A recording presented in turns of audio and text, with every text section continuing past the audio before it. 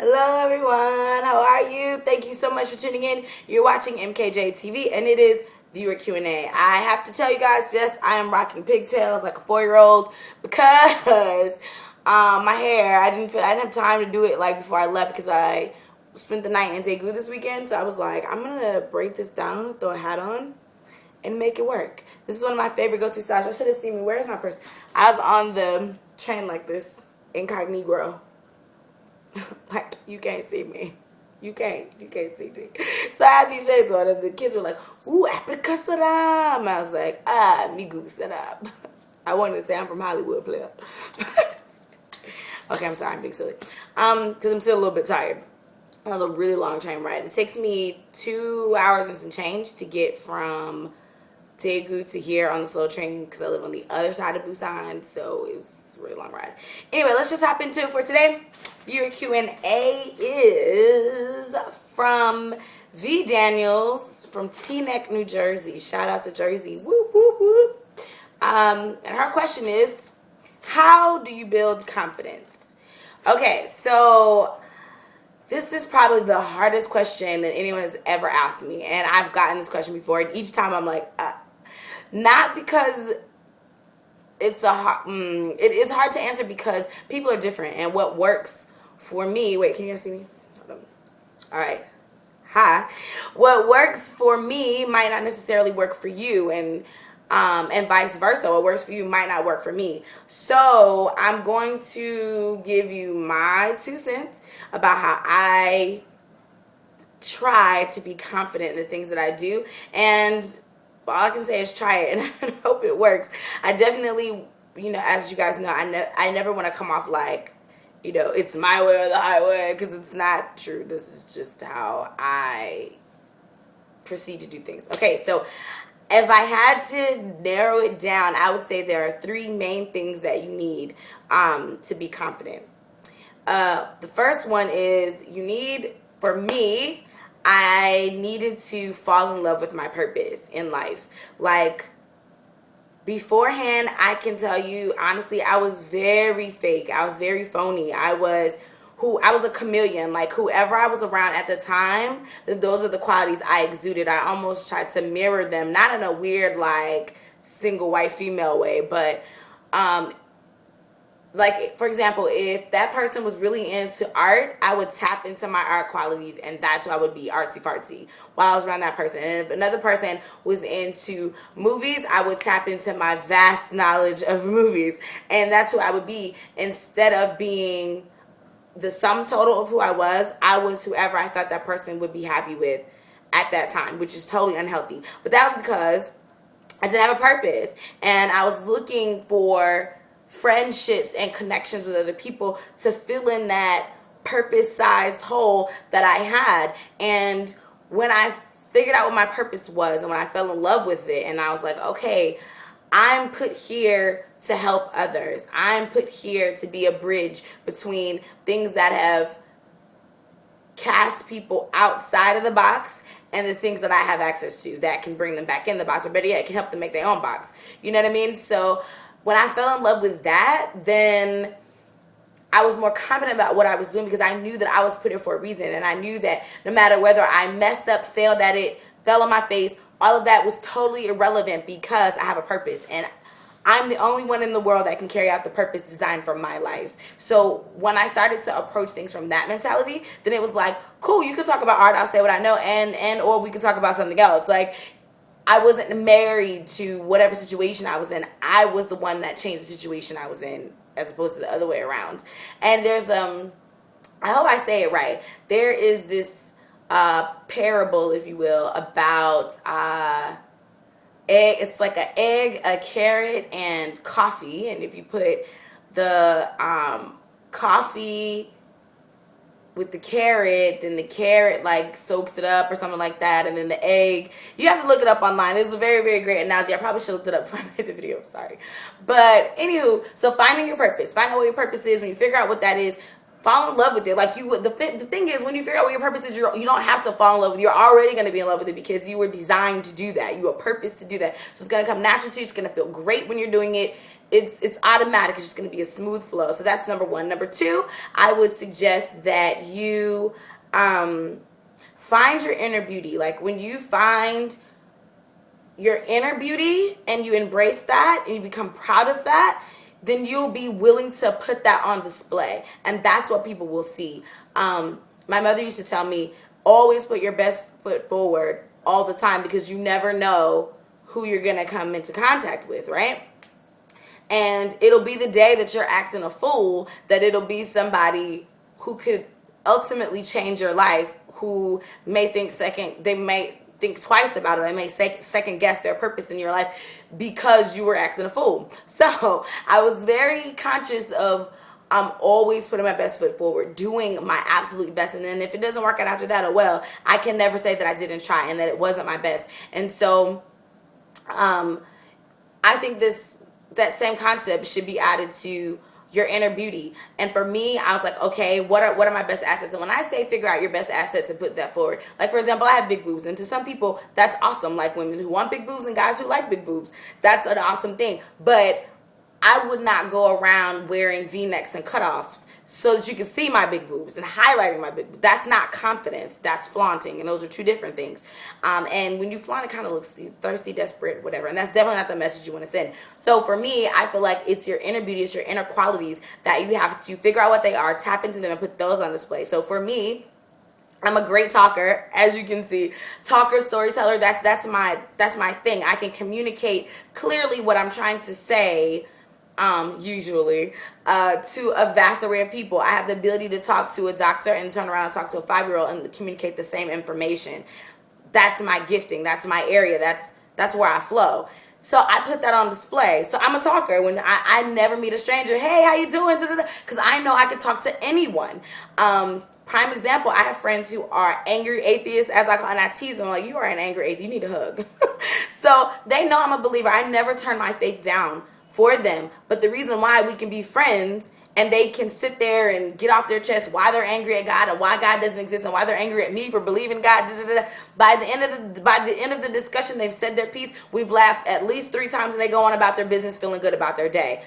I still love God. They haven't accepted or agreed that he's real, but it's my ability to be able to deal with people, talk to people, and connect with them wherever they are. I flow in that. I put that foot forward. I'm also a great listener. As much as I talk, believe it or not, it's because it's a one-way screen. I also listen really well because I love people's stories. I have a really good ear for listening to people's stories. I think it's fascinating that all the different components of life and our experiences and our thought processes and our perceptions, all of that goes into making us individuals, those are the very same things that allow us to navigate through life on the same path differently. I think that just fascinates me. I love studying people groups for that very same reason. And so again, my ability to strike up a conversation, get someone to feel comfortable enough to share their story with me, that's my stroke of confidence, I guess you could say. So when people meet me, that's what they see. Hey, how are you? They see someone bubbly, they see someone open, they see someone down to earth and open-minded, because I feel like I'm good at that. I'm not good at everything, but I'm good at that. I'm good at connecting with people. So that's what I put forward. And that is something that transcends whether I'm people's physical cup of tea or not. Oh, she's too short, she's too dark, she's too whatever. She's not attractive, she's not this. These are things that I hear all the time. But those things don't deter me because I know, again, what I put forward, my best foot forward, that doesn't come in a package of appearance. That comes in a package of Avery. And so I put that out there, and that is what it is. And I'm confident in that, I'm strong in that, I'm settled in that. And I would even venture to say, I really am not that much of a confident person. I think I can actually say that. I'm really not that confident. I think what people like V. Daniels and other people, because people say, oh, Avery, you're strong, Avery, you're confident. I mean, I wish I had confidence like you. It's really not that.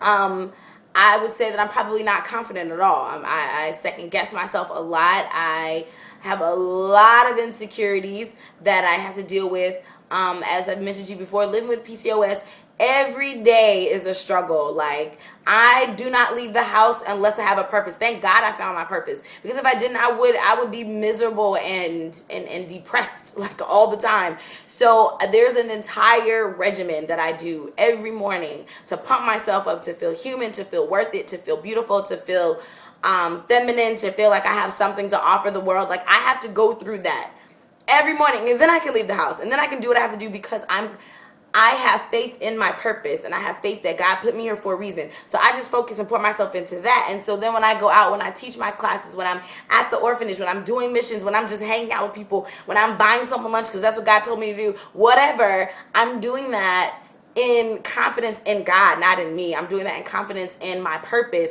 Like, okay, I know I'm supposed to take you to lunch. I don't know why, but I know I'm supposed to take you to lunch. So I'm going to sit here and let you say whatever it is you can say, because I know I'm supposed to be here. That's the confidence that people see. When I'm in front, when I'm talking to a group of people about fundraising and why it's important to help third world countries and why it's important to donate to this particular orphanage and what this orphanage does, that's my purpose. So I'm focusing on those kids and what I have to do for them. So that confidence and that passion that people hear is not really confidence at all. It's, I have to do a mission. I have mission focused, mission impossible. I have my mission face on. And so I guess you could almost say the confidence that people see is like a fight or flight syndrome. Like, okay, if you're going to either fail at this or you're going to succeed at this, you got to choose what you're going to do.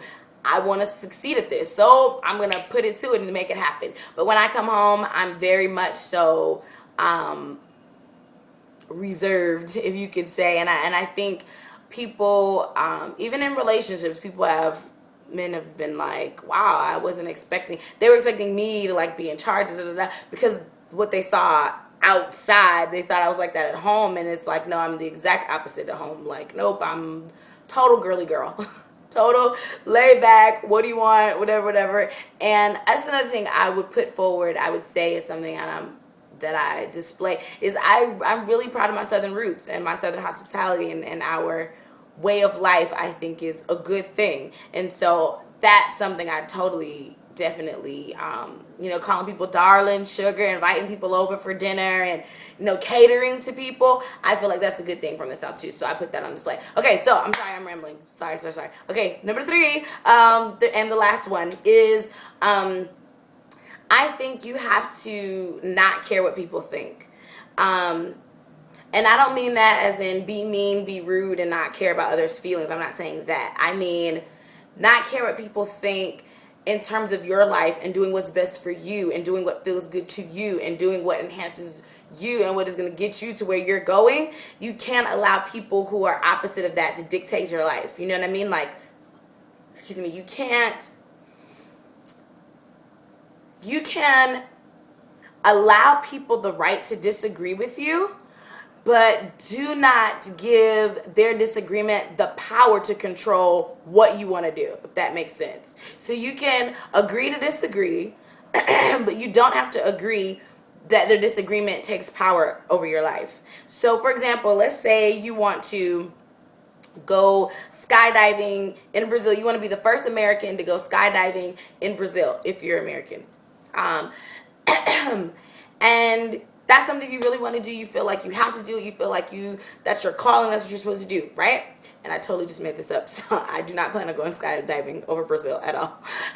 But you cannot let people who are scared of heights, people who have never left the block they live on, people who are anti-Brazil, people who are anti-planes, people who've never been on a plane, people who are anti-skydiving, people who lost a loved one skydiving, you cannot let those people dictate to you that you don't need to go skydiving, and then now you don't go skydiving because all these people gave their 2 cents about what you needed to do. How about you go skydiving and then tell them all about it when you get back? Like, I had to do this and this is what happened. I understand you didn't want me to go, but let me tell you, this is what happened. Sometimes when we allow people to determine our lives, they can't grow from it either, because maybe that person who did lose a loved one skydiving can see everybody doesn't die falling out of the sky. That person who's been scared to get on a plane, who was trying to discourage you from going, now they can, maybe I can go on a plane. Maybe I can step outside of my box because they did it. You know what I mean? So sometimes you living your life out loud, regardless of all the other noise, it comes across as confidence to people when really you're just committed to yourself. So I would definitely say that is number 3. Like, stop caring what people think. Like, do what works for you. Do what makes you comfortable. Do what's best for you. Look out for you. Numero uno. And I think over time that will build confidence. And I want to definitely point out that, you know, what you may see right now is years of getting it wrong, getting confidence wrong, and allowing my insecurities to control me. And sometimes I have to check myself, like, okay, we're over that. Don't go back there. That's a place that bears no fruit. That's a barren land. Like, move forward. You already know wallowing in this. You already know you can't do anything about this condition. You already know you can't do anything about this. I cannot be taller. As much as I might, as much as I try, I cannot be taller. So I can't wallow in the fact that I'm short. Like, I'm short. It is what it is. Get over it and keep it moving. So, and when you have those three things in check, when you know your purpose and you're strong and flat-footed in that, and you're passionate about it, when you stop caring what people think, as I just mentioned, and when you, what was the other one I said? Stop thinking, caring. Oh, when you're putting your best foot forward, when you find your inner beauty and embrace that and put that out first. When you do those three things,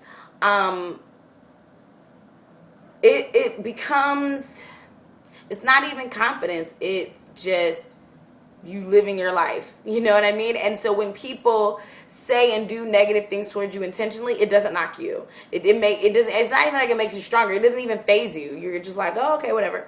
You're entitled and I'm moving on. Like, honestly, I can tell you, at least, I'm being generous here, at least 2 to 3 times a day I get negative things from people via YouTube, via out of their mouths, Facebook, whatever. Oh, you're ugly. You're not really doing anything. What a waste of a life. You believe in God. And, you know, the list goes on. I hear all sorts of negativity. It's bombards me throughout the day. But I don't let those people's opinions about me get to me. You know what I mean? Like, because if I do that, then I'm going to be where they are, putting out negativity, because I have nothing positive to do with my time. So I choose to focus on the positive and roll with that. So I would say that's how you would build confidence. And like I said, I would be so not telling the truth if I told you, and I'm saying this like, oh, I just woke up one day and decided to be confident. It really wasn't that. Like I said, I had to figure out what worked for me. I had to find the things that gave me inner beauty. I had to settle in myself the things that I can't change about me that people might not like. I can't change those things. I am who I am. I am the way that God made me. And so those things that I can't change, those things that I can't overcome, I can't be bound to those things. And I certainly can't be bound to people's opinions about those things. So I can't do anything about it. I'll just be spinning my wheels, wasting time. So yeah, find something to be productive about, your purpose, and follow through with that, and then everything else will fall into place. And so I hope I answered your question. I'm sorry, I know that was not a very ABC 1, 2, 3, this is how you become confident, but that's what, it's a really hard thing to answer. That's like asking someone, how do you fall in love? Like, I can't tell you that. It's a mixture of things, and it all depends on each person and how they go about life and how they see things and how they do things. Side note, I'm really upset because they built this building. The Koreans can build buildings, no offense, but back in the States, like the Spanish, not Spanish from Spain, but Spanish from Mexico and other South American countries, they could build things like this. Like, you wanted something built overnight, ask a Spanish American to do it. In Korea, they make Latin Americans look like slugs. Like, I mean, think in a week, it's like a whole new building. So anyway, they have this building here, and it used to be this beautiful, it's a giant window right here, you guys can't see it. But anyway, I got great sunlight, and it was awesome. Then they built this building, and I get like shards of it at different times during the day, and I'm like, you took my son. So anyway, that answers the question for today. It was 20 minutes. I definitely was trying to make this 10 minutes. So sorry. But anyway, I hope I answered your question. V Daniels, thank you so much for writing in.